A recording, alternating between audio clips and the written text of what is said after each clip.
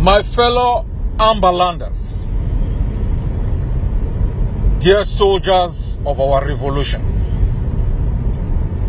this is Dr. Cho Ayaba. I have also been briefed about the suspension of ghost towns.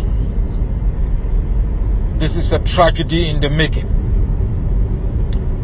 This is a revolution. If you are not prepared to run the race until it's over, don't start it. In revolutions, there are no experimentations. This is a race. You begin it until it's over. It's not an emotional exercise where you get up one day and you feel sympathy, you have pity.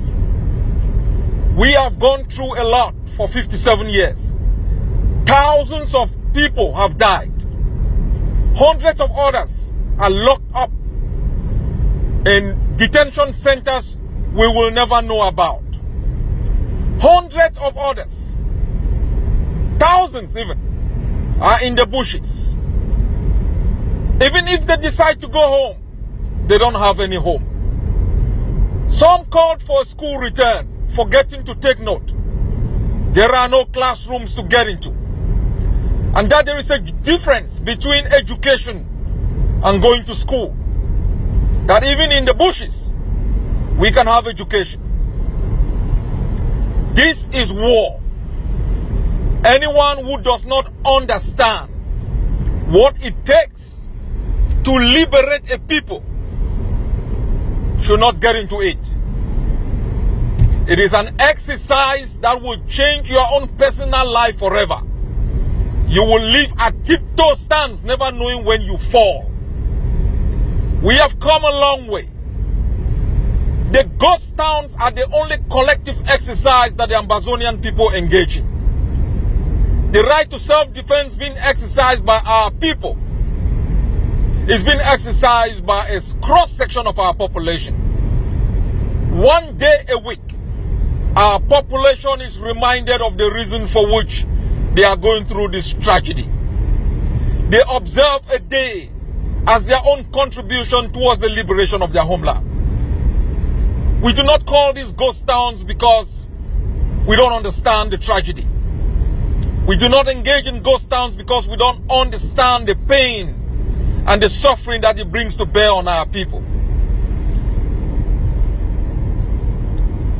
We have lived under ghost towns before, under the SDF. One of the reasons why the SDF failed was because it made a monumental mistake to suspend ghost towns. To begin a revolution is a very, very difficult exercise. A people can be under oppression for 100 years. It takes one incident for them to explode. When they explode, there is no turning back. It's like running a race and stopping by to take a glass of water. You can't pick up speed. And so we must understand what we are engaging. The ghost towns must continue. We are gaining momentum. If we take the pressure on any angle from the regime, we will live to regret for the rest of our lives. Those in the diaspora, don't give up on demonstrations. Continue mobilization, Twitter feed, WhatsApp messages. Send messages to foreign ministries, the UN. This is a campaign. It is 24 hours, 7 days a week, 365 days a year until Cameroon evacuates from Ambazonia. There is no time to rest. There is no time to rethink. This is time for complete resistance against a system that does not negotiate. Frundi tried it. Biya never buckled. Frundi shut down the Douala seaport. For close to 9 months, Cameroon was losing billions of dollars on a monthly basis. Biya never buckled because Biya understood Frundi was going to make a simple mistake that was going to destroy the resistance that people had put up. And Frundi fell into that trap.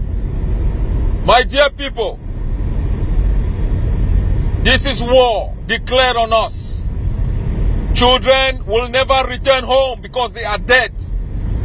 Some will be psychologically scarred for the rest of their lives. There is nothing we are going to offer any Ambazonian child. There is no day of reprieve to give an Ambazonian mother. The only thing they expect from us leaders is what we promise them. An independent homeland. We are not there yet. And we cannot call on our people to suspend the armed resistance even for 2 seconds. We cannot call on our people to suspend the ghost towns even for 1 second. The resistance must be intensified on a daily basis. As we have secured this victory against Cameroon with the hosting of the Nations Cup, we should intensify this campaign to make sure they are kicked out of the Commonwealth, to make sure they are suspended from the African Union, to make sure their membership in the United Nations is questioned. We will do this until Cameroon will come to its senses and understand that Ambazonia belongs to us, and until it leaves our homeland, we will not give it a day of reprieve. Ghost towns will continue. It is our day of collective resistance that every old mother, every old dad, every child contributes towards the liberation of our homeland. God bless you all.